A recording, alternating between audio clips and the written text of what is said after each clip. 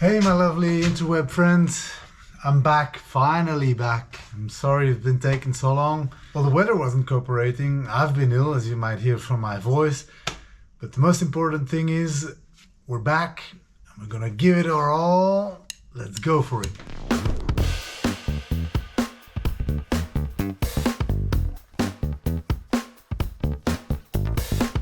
I find that the pilot house looks quite sad and it's not the sanctuary it should be to take my well-deserved breaks. My idea is to follow the example of the master cabin by de-rusting the ceiling and the aft wall and applying several layers of primer. This will greatly improve the appearance. To do this thoroughly, it's important to remove the windows temporarily. Just unscrew a gazillion screws and hope that after 60 years the windows will still be willing to take a temporary leave from the boat.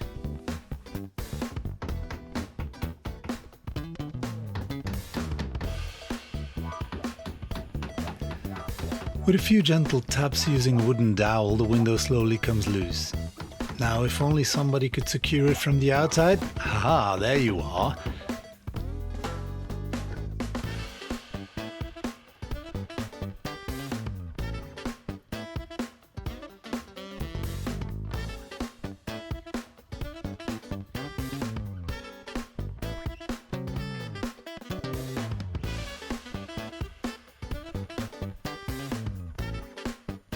The same principle applies to the starboard side, and once the window's out, I'll freshen up the edges with a CSD disc, and this is indeed right now the perfect tool for the job.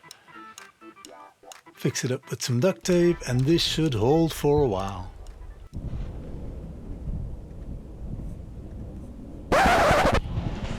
Bad news from the master cabin though. The paint I so pleasantly applied with my daughter is literally peeling off the walls. A few thoughts here, and I'm already looking forward to your reactions in the comments below. How could this happen? And more importantly, how can I avoid it from happening again? To refresh your memory, it was 0 degrees outside when I applied the paint. The packing says I can apply it until -5 though. The rust converter I had applied was not dry thoroughly to the core, I must admit. Was the surface too smooth after the rust converter? And should I have gone over everything with an 80 grit sandpaper? Let me know your thoughts.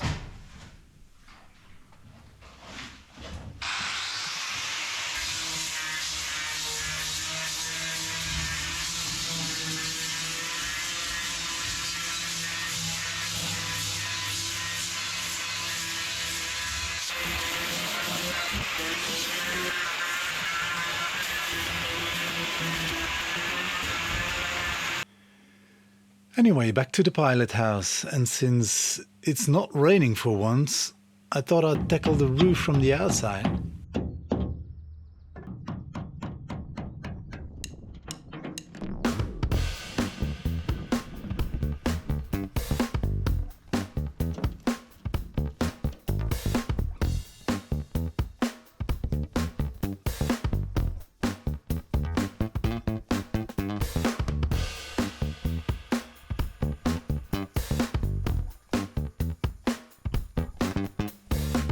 Forget that screwdriver, mate, it's the 21st century.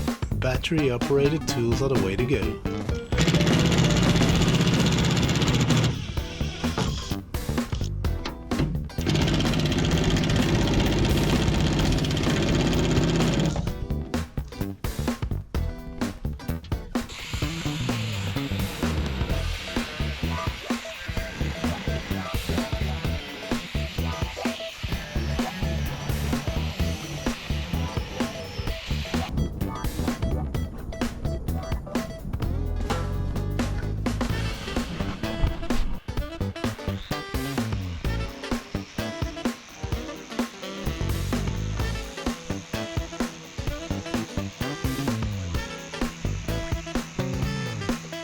Using a flapper disc, I clean the entire surface and get it in perfect condition for the primer.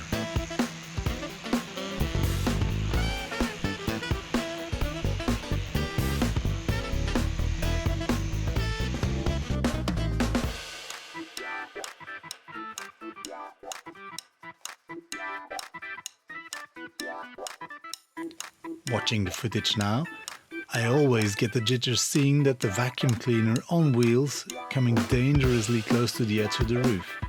Here's a tip for everybody: a lifeline, a small cord, just to keep the vacuum cleaner within the roof's dimensions. It was a nice and necessary safety update here.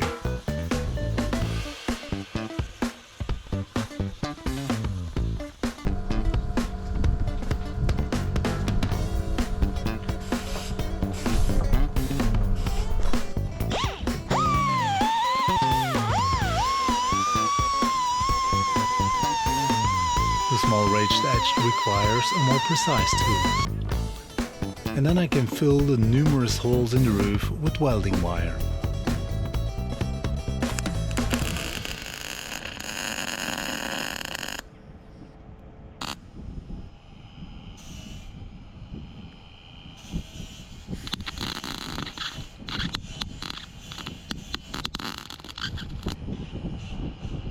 You can see my dedication here as I risk my private parts to keep the wind away from the weld pool. Now that's what I call commitment.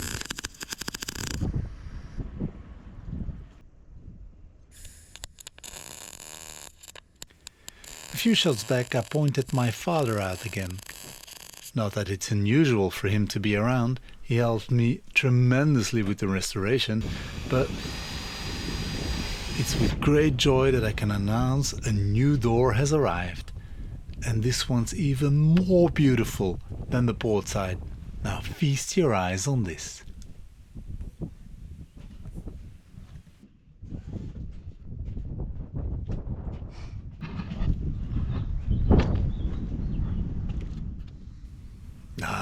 The weather turned bad again, resulting in a mandatory pause.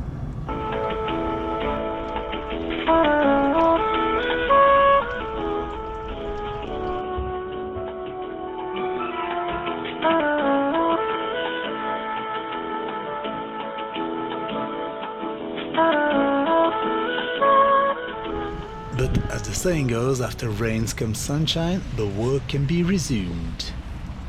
The plan is to go over the entire roof with a 180 grit sandpaper before applying the primer.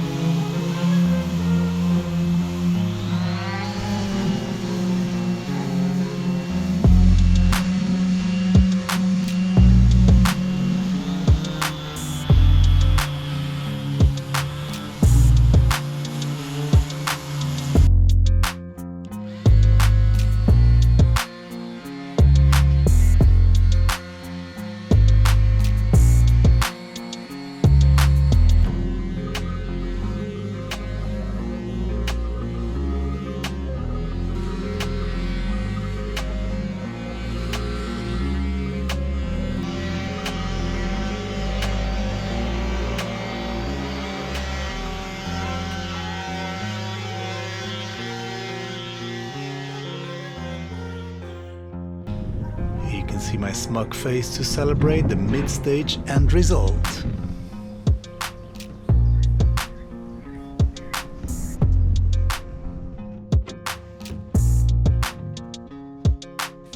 Somewhere along her long life, my seafaring lady has had a hard collision with another ship or another hard object that didn't give her way in time. In any case, the port side was bent inwards, obstructing the passage on the sidewalks. By carefully pushing the raised edge outwards and letting the forces work throughout the boat overnight, we'll bend her back to her original gorgeous design.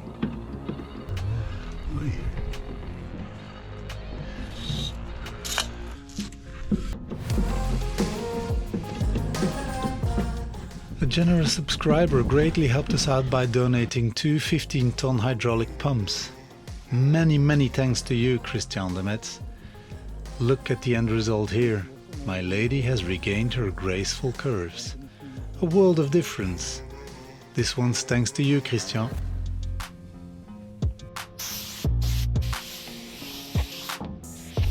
Now quickly back to the pilot house roof. I dust and degrease everything well and immediately apply the first layer of primer.